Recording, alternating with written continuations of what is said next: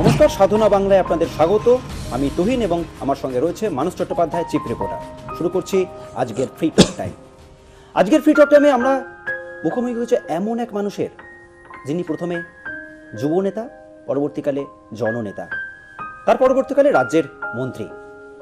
কিন্তু বিভিন্ন বিষয় কিছু সময় তিনি মূল স্রোতের রাজনীতি থেকে অন্তরালেই চলে গিয়েছিলেন। জামিনে মুক্ত হওয়ার পর তিনি এই প্রথম বাংলা সংবাদ মাধ্যমের মুখোমুখি। আমরা আজ মুখোমুখি হয়েছি সেই জননেতা মদন গোপাল মিত্রের। মদন দাই নামটা বোধহয় সবাই জানে এবং সবার কাছেই পরিচিত। মদন দা, আপনাকে স্বাগত সাধনা বাংলায়। প্রথমে একটা প্রশ্ন জিজ্ঞেস করবো, যেটা সবাই জানতে চাইছে, কেমন আছেন আপনি? শারীরিকভাবে আগের থেকে একটু বেটার, তবে এখনও প্রায় 32-31টা ওষুধ চলছে। এছাড়া হয়তো গ্যাস, অক্সিজেন সিলিন্ডার, সারাদিন অক্সিজেন সিলিন্ডার, তারপরে নেবুলাইজার, স্টেরয়েড, এসব চলছে। কিন্তু অপেক্ষাকৃত তো বাড়িতে আছি, বাড়ির আত্মীয় স্বজনের সঙ্গে রয়েছি, বাড়ির মধ্যে রয়েছি, ন্যাচুরালি আগের থেকে তো একটু ভালো লাগবে। দীর্ঘদিন তো আপনি বাইরে খুব একটা আপনি বেরোন না, কিভাবে কাটছে অবসর সময়? না, এটা ঠিক না, বেরোই না। আমি বেরোই, আমি বেরিয়ে দক্ষিণেশ্বরে যাই এবং ওখানে আমাদের একটা থাকার জায়গা আছে, বাসা ভাড়া। সেখানে বসে আমরা অনেকের সঙ্গে দেখা করি, কথা বলি। বেলঘরিয়া, কামারহাটি, ওখানে তো এক সময় আমি দাঁড়িয়েছিলাম। এছাড়া দক্ষিণেশ্বরের মন্দিরের পাশে থাকা, এটা তো একটা সৌভাগ্য, সেই জন্যই যাই। আর বাকি সময়টা আমার যেটুকুন সময় পাই আমার কাটে। মূল আকর্ষণ হচ্ছে আমার ছোট্ট এই 1.5-2 বছরের ছোট্ট শিশুটা। অ্যাকচুয়ালি ও জন্মেছিল 31শে মার্চ 2015। তারপর থেকে 1.5 বছর ও জানেই না যে আমি বাড়িতে থাকি না, বাড়িতে পাই না। ও বারবারই আমার সঙ্গে ওকে কোলে করে সেই হসপিটালে নিয়ে গেছে এবং যেতে যেতে এমন হয়েছে যে ওর একটা ইনফেকশন হয়ে গেছে। বারবার হাসপাতালে গিয়ে গিয়ে গিয়ে গিয়ে এবং সমস্ত আইসিসিউতে ছিলাম, সেখানেও গেছে। না দেখে থাকতে পারতো না, কাঁদতো, আমিও অস্থির হয়ে পড়তাম। ওরও খুব প্রবলেম আছে, একই অবস্থা। এইটুকুন অবস্থাতেই ওকে নেবুলাইজার নিতে হচ্ছে। আদারওয়াইজ এমনি তো দেখলেনই আপনারা, ওকে নিয়ে আমার মূল সময় কেটে যায়। এছাড়া বই পড়ি, নানা রকম প্রোগ্রাম দেখি,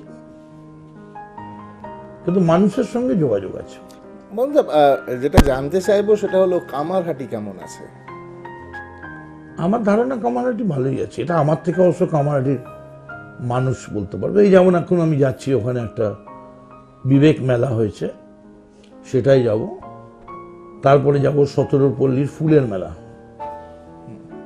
সেখানে চিত্রাভিনেতা সোহম থাকবে আমার সঙ্গে।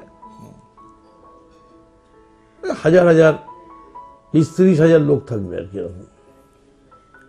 আর সুযোগ পেলে একবার দক্ষিণেশ্বরের মন্দির করা, আদ্দামা করা, এরকম। ওখানে বিন্দবাসিনী তলা আছে, অবগাহন সমিতি, যারা কাল থেকে গঙ্গা পূজা আবার স্টার্ট হলো জয় জগদীশ্বরে, সেখানেও আমি ছিলাম কামারহাটিতে। তারপরে আমাদের এই ভবানীপুরে হরিশ পার্কে একটা বিবেক মেলা হচ্ছে, ওখানে যাব। প্রচুর পুজো। তারপরে আজকে আবার কি পুজো আছে, সাই বাবার পুজো আছে, বাদামতলা পেয়ারা বাগান, এইখানে। কেটে যাচ্ছে আর কি। না, সে তো কেটেই যাচ্ছে, কিন্তু কামারহাটিতে আপনি যাচ্ছেন। কামারহাটির একটা সময় কামারহাটির মানুষ মদন মিত্রকে মনে করতেন মুশকিল আসান। মদন মিত্রের কাছে আসতেন এবং কোনোটাই সমস্যা থাকতো না, এবং তার সাক্ষী আমরাও বেশ কিছু সময় হয়েছে দীর্ঘ সাংবাদিকতার সূত্রে। সেই মানুষগুলো এখন মদন মিত্রকে কিভাবে অভ্যর্থনা যাচ্ছে? অ্যাকচুয়ালি এই কথাটা আমার একটু আপত্তি আছে। মুশকিল আসান হচ্ছে আল্লাহ ভগবান। তো আমি আল্লাহ ভগবানের আশীর্বাদ, দোয়া নিয়ে এবং মানুষের দেওয়া ক্ষমতা নিয়ে যেটুকুন পেরেছি মানুষকে ভালোবাসার চেষ্টা করেছি। আমায় মাসিয়া ভাবতো কিনা, মুশকিল হাসান ভাবতো কিনা আমি জানি না, তবে তারা আমায় ভালোবাসে এবং গেলে প্রত্যেকটা বাড়ি থেকে চা, এবং আমি কি ভালোবাসি, হ্যাঁ, একটা গরম সিঙ্গাড়া, একটা লিকার টি, মানে এবং ভালোই বাসে, মানে বেলঘড়িয়া, কামারহাটি, আড়িয়াদহ প্রায় যাই, প্রায় ঘুরি। আপনি তো বললেন যে মানুষের কাছে যাচ্ছেন, মানুষ আপনাকে মিস করছে, তো আপনি দীর্ঘদিন রাজনীতির সাথে যুক্ত ছিলেন, কিন্তু অনেকদিন কিন্তু সেই মূল স্রোতের রাজনীতি থেকে কার্যত একটু নিজেকে সরিয়ে রেখেছেন। সেই রাজনীতিটাকে কতটা মিস করছেন? অ্যাকচুয়ালি কিছু কিছু প্রশ্ন আছে যার উত্তর হয় পরীক্ষার খাতায়, আর কিছু কিছু প্রশ্ন আছে যেগুলো বলে যে উত্তর না দিয়ে ছেড়ে দিয়ে যাও, তাহলেই প্রশ্নের উত্তর আমরা পেয়ে যাব। তো কিছু কিছু প্রশ্নের উত্তর হয় না, যেটা উপলব্ধি করে নিতে হয়। যেমন 2 এ 2 4 হয়, তো আবার এই 2 আর 2 পাশাপাশি রাখলে 22 হয়ে যায়। তো ফলে আমার কোনো মন্তব্য নেই। তবে আমাকে যদি কেউ ঠিকানা চায়, আমি বলি, ঠিকানা না হয়ে না নিলে বন্ধু, পথে পথে বাস করি, কখনো গাছের তলায়, কখনো পর্ণকুটির গড়ি। আমি যাযাবর, কুড়াই পথের নুড়ি, হাজার জনতা যেখানে সেখানে আমি প্রতিদিন করি। আপনি তো মানে আপনার গানেও তো অনেক অনেক সময় দেখেছি আমরা, যদি তুলে শোনান। আমি গান মানে সঙ্গীত বুঝি, জিউএন গানে আমি বিশ্বাস করি না। কিশোরের গান তো আপনার গলায় বেশ ভালোই শোনায়, মানে আমি তো এর আগে শুনেছি 2-1 কিন্তু একটা আমাদের দর্শকদের আবার একটু শোনান। দেখো, কিশোর, মান্না, রফি, এটা বড় প্রশ্ন নয়। গানটা আমায় আনন্দ দেয়, আমি গান শুনতে ভালোবাসি। এখনো সময় পেলে আমি এই বাচ্চা বাচ্চা ছেলেমেয়েরা গাইছে সারেগামা পায়, এবং আমার তো মনে হয় যে ভবিষ্যতের লতা, রফি, মান্না, কিশোররা গান গাইছে, মানে এত ভালো গলা তাদের। তো ফলে গান তো আমি ভালোই বাসি। দুটো লাইন রঙ্গিনী কত মন মন দিতে চাই, কি করে বোঝাই, কিছু চাই না, চাই না, চাই না। সন্দেহে ভরা হোক তোমার 2 চোখ, আর কারো চোখে আমি চাই না, চাই না, চাই না। এর মধ্যে আমার আবার আপনার প্রশ্নের উত্তরও আছে। আপনাকে আমি অনেকক্ষণ ধরেই দেখলাম যে এই আপনি এই গানের সূত্র ধরেই পড়ে আসছি, পুজো করছিলেন, সংকট মোচনের পুজো। এর আগেও আপনি যখন আলিপুর জেল থেকে বেরিয়ে এলেন তখনও সংকট মোচন মন্দিরেই গিয়েছিলেন। কতটা শক্তি দিচ্ছেন ভগবান? দেখো, মানুষ যখনই বিপদে পড়ে তখনই ভগবানকে ডাকে। বিশেষ করে আমার মতো মানুষ বিপদে না পড়লে ভগবানকে ডাকে না। তো বিপদে পড়েছি, ভগবান ছাড়া তো আর গতি নেই। ভগবান কৃষ্ণদেব, ভগবান শ্রীকৃষ্ণ, হ্যাঁ, কিছু করার নেই। এখনো কি বিপদটা রয়ে গেছে?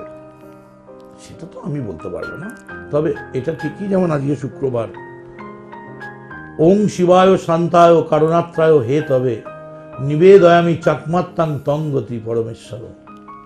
হে কৃষ্ণ করুণা সিন্ধু দীন বন্ধু জগৎপথে গোপেশ গোপীকাকান্ত রাধাকান্ত নমস্তে। তো আসলে তো this is the last resort. একবার একজন বলেছিলেন, সমালোচক, যে politics is the last resort of the scoundrels. কিন্তু আমি সেটা মনে করি না, সেটা বোধহয় ঠিক না, বড্ড বাড়াবাড়ি হয়ে গেছিল। কিন্তু আলেকজান্ডার যখন মারা যান, তখন ওনাকে যখন কবর দেওয়া হচ্ছিল, উনি বললেন, কবরের সময় আমার গলা সব কবর দেবে, খালি 2টো হাত বার করে রাখবে এরকম করে, যেন সমস্ত পৃথিবীর লোক দেখতে পায় আমি যাওয়ার সময় কিছু নিয়ে যাইনি, যা এই পৃথিবীতে পেয়েছি সব দিয়ে গেছি, খোলা হাত, হাত শূন্য। তা আমিও ঈশ্বরের কাছে প্রার্থনা করি যে মানুষ যেন দেখতে পায়, জানতে পারে যে মদন মিত্র কিছু নিয়ে যায়নি। মদন মিত্র যা পেয়েছে এখান থেকেই পেয়েছে। কি আমার ছিল, কি আমার হারাবে, তাই যা পেয়েছি এখানেই রেখে যাব, এবং সেই পাওয়াটা হচ্ছে ভালোবাসা। আমার কাছে অনেকদিন বাদে বাদে অনেক পুরনো আত্মীয় বন্ধু বান্ধব আসে, বলে অনেক কিছু নিয়ে এসছি। আমি বলি কি নিয়ে এসছো? যদি বলে ফল, আমি বলি একটু দেরি হয়ে গেছে। আর যদি বলে ফুল, আমি বলি একটু অপেক্ষা করো, কাল পরে কাজে লাগবে।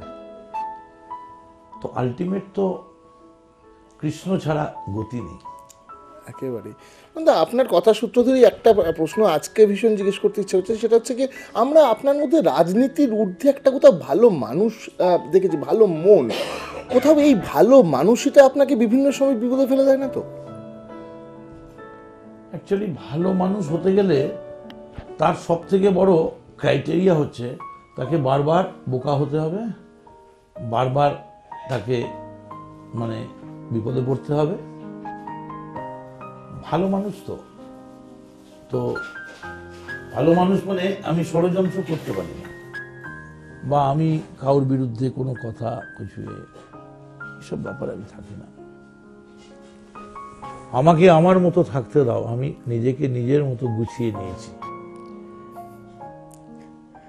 এখনো কি আপনি আপনার মতোই থাকতে চান, নাকি মনে হয় না আপনার এত মানুষ, যে মানুষগুলো আপনার বাঁকুড়া, বর্ধমান, বিভিন্ন জায়গায়, আগে দক্ষিণ 24 পরগনা, বিভিন্ন জায়গায় আপনার এত মানুষজন আপনাকে ভালোবাসেন, এবং আমি জানি যে যারা কর্মী ছিলেন সেই সময় তারা এখনো পর্যন্ত মদনদাকে চোখে হারান, তারা জানেন মদন মিত্রকে। এই জায়গাটা মিস করেন না? যেমন গতকাল যারা নতুন বাচ্চা পরশুদিন জন্মগ্রহণ করেছে, এরকম বেশ কিছু বাচ্চাকে, একদিনের বাচ্চা, চিত্তরঞ্জন মাতৃসদনে আমরা গিয়েছিলাম। ওই বেবিদের জন্য একটা র্যাপ কিট, যে নিউবর্ন বেবি তাদের কি কি লাগবে, মানে জাস্ট একটা বার্তা। তাতে আপনার গ্লিসারিন থেকে, বেটাডিন থেকে, ডিটল থেকে, টাওয়েল থেকে, small towel, big towel, Johnson soap, spray, মানে সমস্ত কিছু করে কিটটা সাজানো হয়েছে। তার কিটটা সাজানোর উপরে একটা মশারি দেওয়া, অর্থাৎ বেবিকে সবসময় মশারির মধ্যে রাখো। এটা নিয়ে আমরা গেছিলাম। তো ওখানে একটু দিচ্ছিলাম, তো ফট করে একজন জিজ্ঞেস করেছে, ওনাকে চেনো? মুসলিম মেয়ে, কত বয়স হবে? 17-18 বছর বয়স হবে। বললো সে কোথায়, ওইদিকে থাকে, 24 পরগনার দিকে। বলে চিনি, উনি মদন বাবু, কোলে একদিনের বাচ্চা নিয়ে। তো আমি দেখলাম যে এখনো মানুষ ভোলেনি আমায়। এটাই তো স্বীকৃতি। তোমরা যারা মানুষের লোক, তারাও আজ একমত হোক, আমি ছিলাম শোষিতেরই লোক। অন্তত এই একটা কিন্তু প্রশ্ন উঠে আসবেই, ভালো মানুষ মদন মিত্ররা বর্তমানে কি রাজনীতি থেকে গুরুত্ব হারাচ্ছে? দেখো, গুরুত্ব জিনিসটা না আপেক্ষিক, ঠিক আছে না? যেমন আমরা সবাই স্লোগান দিই, ম্যানেজমেন্ট জবাব দাও। একদিন আমি দেখছি কোম্পানির চেয়ারম্যান, এমডি, তারাও বলছে ম্যানেজমেন্ট জবাব দাও। ম্যানেজমেন্টকে কিন্তু দেখা যায় না, ওটা একটা শব্দ। গুরুত্বটাও ঠিক সেরকম। গুরুত্ব মন্ত্রী থাকলে হয়, মন্ত্রী না থাকলে হয় না, এরকম কিন্তু ব্যাপার নয়। যেমন আমাকে অনেকে প্রাক্তন মন্ত্রী বলে, আমি আপত্তি করি, কারণ প্রাক্তন তো আমি নই, প্রাক্তন তো প্রসেনজিৎ করেছে, আমি তো বর্তমান। মন্ত্রী বলার দরকার কি? একটা কথা মনে রাখবে, মন্ত্রী অল্প দিনের জন্য হয়, কিন্তু x minister is a permanent post, প্রাক্তন মন্ত্রী। তো তার থেকে গুরুত্ব ব্যাপারটাই এরকম, তুমি গুরুত্বপূর্ণ লোক, সেটা তো সিদ্ধান্ত নেবে মানুষ, মানুষের ভালোবাসা। তো গুরুত্বটা ঠিক ওইভাবে উপলব্ধি হয় না। দাদা, আপনাকে তো আপনার দলের কর্মী সমর্থকরা যে কোনো সময় আপনাকে পাশে পেয়েছে, এক ডাকে পেয়েছে মদনদাকে। এখন যখন আপনি আছেন, যখনই প্রয়োজন পড়ে কথা বলে, নিশ্চয়ই আমি আছি। তারা আপনাকে কোনো চায় না? বিপদে আপদে নিশ্চয়ই আছে। তারা এখন মানে রাস্তায় নেমে সেই যে আন্দোলন, সেই মদন মিত্র। আসলে আমার শরীরটা ঠিক হয়নি, তারপর আমার একটু অসুবিধা আছে, তারপর আমি দীর্ঘদিন ছিলাম না, আর্থিকভাবেও একটু প্রবলেম চলছে, মানে সব মিলিয়ে একটা আর কি।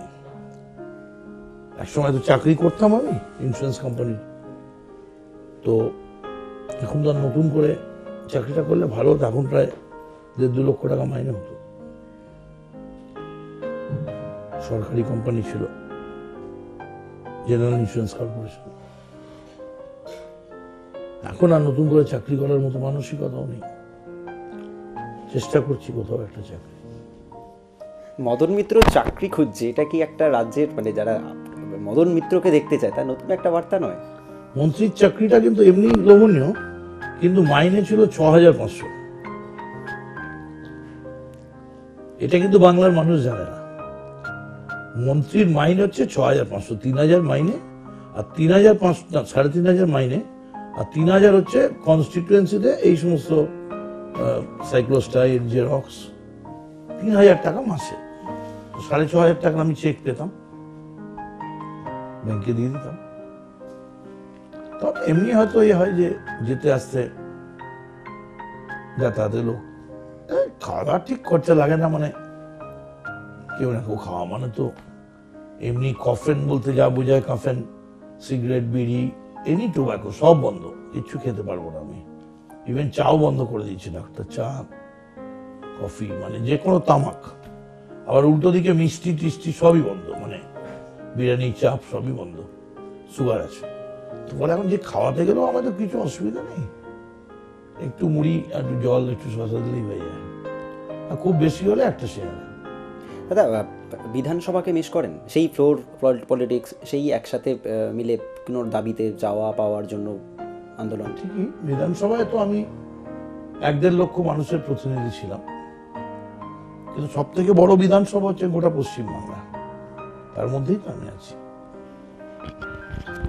একটা জিনিস জানতে ইচ্ছে হচ্ছে মদন দা, জেলের দিনগুলো কেমন ছিল, মানে কতখানি মনকে আঘাত করে গেছে? রামকৃষ্ণ বলতেন, জলকে ফেলে দিয়ে দুধটা মনে রাখ। তেমনি আমিও কালোকে ভুলে গিয়ে সাদা মনে রাখতে চাই। এই এই যে এই জেলের মাঝে বেশ কিছু মানুষজন তো মানে স্বাভাবিকভাবে মদন দা গেছেন মানে কোনো কারণে জেলে, এটা কয়েদিদের মধ্যে কিরকম রিপার্কেশন জেলের মধ্যে দেখেছেন? মানে সেটা বলতে পারবো না, হয়তো পূর্বজন্মে কোনো পাপ ছিল, পাপের প্রায়শ্চিত্ত করতে হবে। এই জন্মে তো আমি কোনো পাপ করেছি বলে আমার মনে হয় না, মনে পড়ে না। পূর্বজন্মের পাপ হতেই হয়। অর্জুনকেও তো বৃহন্নলা হতে হয়েছিল, রামচন্দ্রকেও বনবাস যেতে হয়েছিল 14 বছর। একেবারে কারোর প্রতি অভিমান, কোনো অভিমানের জায়গা কারোর প্রতি আছে? না, অভিমান এই কারণে আমি করি না। অ্যাকচুয়ালি কি হলো, একবার একটা ভিখিরি শুনেছে একটা খুব বড় রাজা, সে মানুষকে গেলেই যা চায় দিয়ে দেয়, মানে রাজ্য চাইলে রাজ্য, বলি রাজার মতো। তো সেই ভিখারিটা শুনে সেও গেছে সবার মতো লাইন দিতে। তো বলছে এখন রাজার সঙ্গে দেখা হবে না, রাজা পুজো করছে। তো ভিখিরি বলে, আরে ভাই পয়সা পাই না পাই, কমসে কম রাজার পুজো দেখি তো। তো গিয়ে চুপি চুপি লুকিয়ে লুকিয়ে দেখছে রাজা কি পুজো করে। তো দেখছে রাজা বলছে, যশ দেহি, বলং দেহি, অর্থ দেহি, হ্যাঁ, সম্মান দেহি। সে বলছে, আরে এও তো চাইছে, তাই না? তাহলে এর কাছে চাইবো কেন? তাহলে আলটিমেট যে দিচ্ছে সে হচ্ছে উপরওয়ালা, ওই ম্যানেজমেন্টের লোক। তুমি যত উপরেই থাকো তার থেকে উপরে আছে। সেই উপরওয়ালা যদি দেয়, অভিমান করলে উপরওয়ালার উপর করবে। একটা বিষয় সেটা হলো এখন একটা প্রতিহিংসা রাজনীতির কথা চারিদিকে শোনা যাচ্ছে। আদৌ কি প্রতিহিংসা রাজনীতি ভারতবর্ষে চলছে বলে আপনি মনে করছেন? সার্বিকভাবে রাজনীতির বাতাবরণটা একটু কলুষিত হয়ে গেছে সার্বিকভাবে। মানে পদ্ম পাতায় পাক লাগে না, কিন্তু রাজনীতির পদ্ম পাতায় পাক লেগে গেছে। এই পাক পদ্মকে কতখানি কলুষিত করবে মনে হচ্ছে? সেটা বলতে পারবো না, কিন্তু পদ্ম পাকেই জন্মায়। পদ্মের আরেক নাম পঙ্কজ। পদ্মও পঙ্কজ বটে, কিন্তু পদ্মে জন্মালেই পঙ্কজ হয় না। আর আর শিশির ভেজা এখন যেই সকালের যে ঘাস, সেটা কতখানি চিকচিক করছে, কতখানি উজ্জ্বল? সে তো বিশ্বকবি বলে গেছে, দেখিতে গিয়াছি পর্বতমালা, দেখিতে গিয়াছি সিন্ধু, শুধু দেখি নাই চক্ষু মেরিয়া, ঘরের উপর ঘাসের উপর ঘরের বাহির একটি শিশির বিন্দু। দাদা এখানে একটা প্রশ্ন করবো, দীর্ঘদিন আপনি পরিবহন দপ্তর সামলেছিলেন, বর্তমান পরিবহন দপ্তর যে কাজকর্ম কি বলবেন? খুব ভালো কাজ করছে শুভেন্দু। পশ্চিমবাংলার প্রচুর কাজ হয়েছে। পশ্চিমবাংলার প্রোগ্রাম মানে চেঞ্জ করে গেছে। এবং আমি তো অনেকদিন ঘুরিনি, ঘুরে ঘুরে দেখছি এখন এই রাজারহাটে যে ঘুরি বসেছে, এই হচ্ছে, মনে হচ্ছে লন্ডনাই একদম। চেহারা পাল্টে গেছে, সাধারণ মানুষ খুব খুশি। দ্বিতীয় ইনিংসে কাজ কেমন হচ্ছে? দ্বিতীয় ইনিংসে তৃণমূল সরকারের কাজ আমি এরকম স্পেসিফিক আমি বলতে পারবো না, আমি তো অনেকদিন নেই। তবে ইকো পার্ক দেখলে মনে হয় যে আমরা বোধহয় বিদেশের কোনো পার্কে থেকেছি। এবং ইকো পার্কের ভিড় চিড়িয়াখানা ভিক্টোরিয়াকে হারাতে শুরু করেছে। নতুন বছরে দলকে কি বার্তা দেবেন বা রাজ্যের মানুষের? দলকে আর আমি কি করে বার্তা দেবো? দল একটা বিরাট বড় না, দল হচ্ছে শতদল, তাই না? মানুষকে এটাই বলবো, ভালো থাকুন, সাধনা দেখুন, ভক্তি রাখুন। জন্ম হইতেই আমরা মায়ের জন্য বলি প্রদত্ত। বলো কি দেবে? বললো প্রাণ দেবো। বলে প্রাণ সে তো তুচ্ছ, জন্ম হইতেই তোমরা মায়ের জন্য বলি প্রদত্ত, বলো ভক্তি দেবে কিনা। তো সেই ভক্তি সাধনা দিচ্ছে। সাধনা ভক্তি দেখুন, ভালো থাকুন, সুস্থ থাকুন। Very very happy new year. রাজনীতির সব থেকে বড় পার্ট হচ্ছে কিপ পেশেন্স। সেই পরীক্ষাটা আমি এখন দিচ্ছি।